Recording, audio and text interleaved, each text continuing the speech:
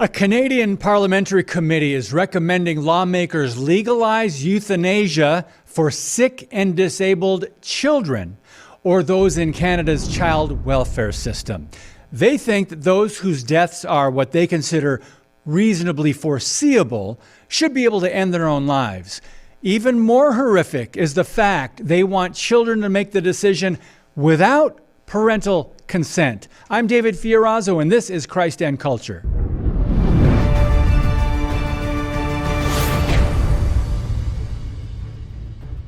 Now, lest we look down our noses on our northern neighbors, remember the birth control and eugenics movement took off right here in America with the help of Margaret Sanger, of course, Planned Parenthood's radical founder, who inspired Hitler's racial purity program. Now, physician-assisted suicide is now legal in 10 states. Washington, D.C., of course, is one of those places that's legal, but for those keeping score, Colorado, Hawaii, Maine, New Jersey, New Mexico, Oregon, Vermont, and Washington State. Judges in Montana and California have the power to grant people legal assistance to take their lives.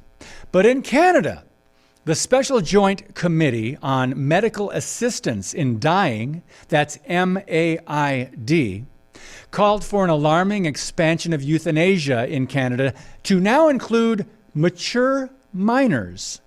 Recommendation 19 in the report says this, that the Government of Canada established a requirement that, where appropriate, the parents or guardians of a mature minor be consulted in the course of the assessment process for MAID, M-A-I-D, but that the will of a minor who is found to have the requisite decision-making capacity ultimately take priority, end quote. Who determines what is appropriate? Government, of course.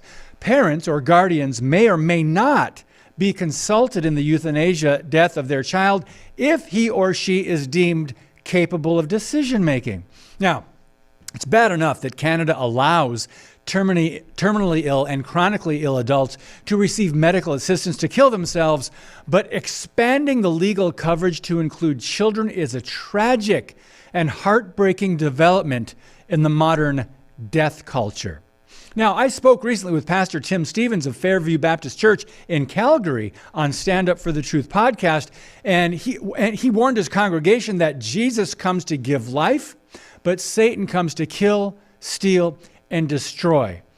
Tim Stevens also warned about the consequences of sinful ideas and said, Romans 6:23 says the wages of sin is death.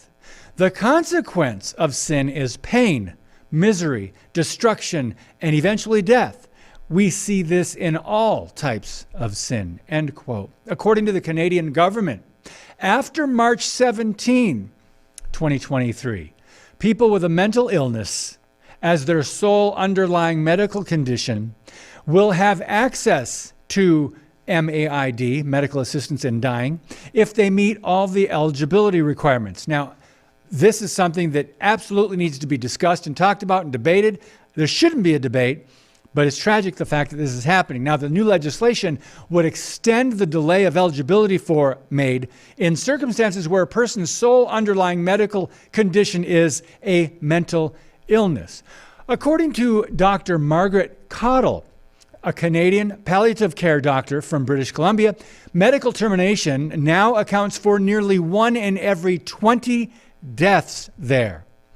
Focus on the Family Jim Daly calls this new legislative push a cavalier and caustic approach to life and death that sadly reflects our current culture. He also writes, the medical termination movement is inevitably fanned in a secular culture whose citizens take God's seat. In reality, all of us will eventually die, but we believe it's up to God to determine when. Scripture makes it clear that death is an enemy. We're encouraged to see life as a gift from God. In popular press, you'll hear terms like mercy killing, but there is really no such thing. The loving thing is to care for our loved ones and turn over the timing of their death to the Lord. Now, whether it's murdering preborn human babies by abortion, physician-assisted suicide, or euthanasia, people are playing God, and there are many ethical boundaries that are violated. Now, who determines the value of human life if not God, who created every person in his image? If it is decided someone's life isn't worth living, who is to stop a government, the medical community, or society's elites from determining which lives are more valuable and which ones are just useless eaters, for example? And what if a person deemed useless does want to live? Or what if their family wants to take care of their suffering son or daughter or family member? Now, we've been sold that assisted suicide or euthanasia is somehow compassionate or dignified. The probability, though, of abusing this kind of system is extremely high, off the charts. And many of us are reminded history will repeat itself if we don't speak up. You might be wondering about those very real cases in which a loved one is suffering and family members or caregivers are facing despair and discouragement. We must trust the God of all creation and the author of every human life, who knows the number of our days and sees the end from the beginning, right? The whole picture.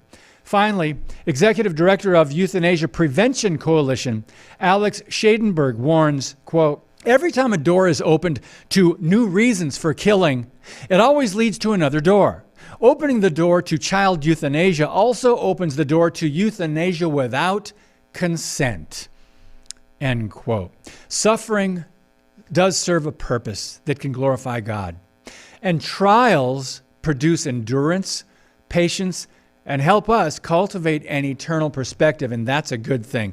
The good news is Jesus defeated death. Hebrews 12:2 reminds believers he is the Alpha and the Omega, the beginning and the end.